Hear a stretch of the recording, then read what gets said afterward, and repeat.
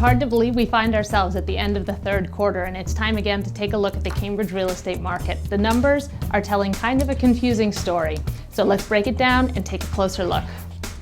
So comparing inventory. In 2013, at this point in the year, 983 properties had been listed. So that's everything, singles, multis, condos. Same time period in 2014, 903 properties have been listed. So now let's take a look at the number of sales in the same time period to give us a sense of the absorption, how quickly inventory is being sucked up by the buyer demand.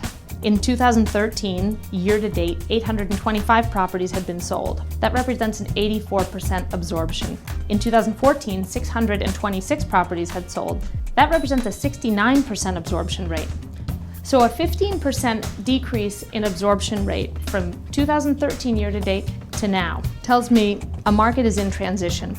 I took apart singles, condos, and multis to see if there's one part of the market that is acting more differently than the rest. Interestingly, single families and multifamilies are actually on par with the prior year. Now, to look at absorption rate from 2013 just for condominiums, there were 737 listings year to date, and there were 666 sales. So in condominiums, there was a 90% absorption rate.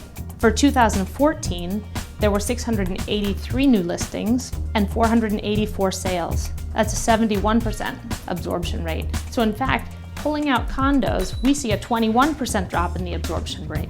So any normal person would look at that and say, with a 71% absorption rate, 21% lower than last year, what happens to prices? You would think they would drop, right? So that's absolutely not the case, which is what's confusing.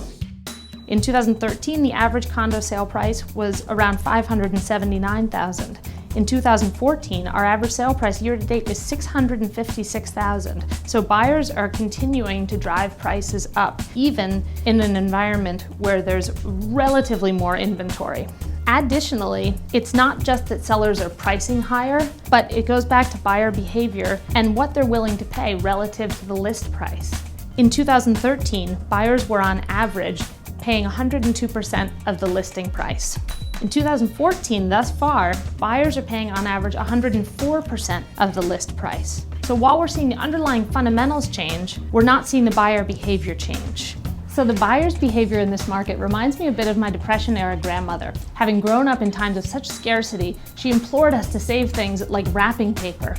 Her behavior hadn't changed. Economics had changed considerably, but she was behaving exactly the same way. Now, buyers' behavior is very similar. They've been conditioned. If they've been in the market for 3 months, 6 months, 9 months, they've seen the bloodbath. They've been in situations where they have seen properties sell with 9 offers, 10 offers, going 20, 30% over the asking price.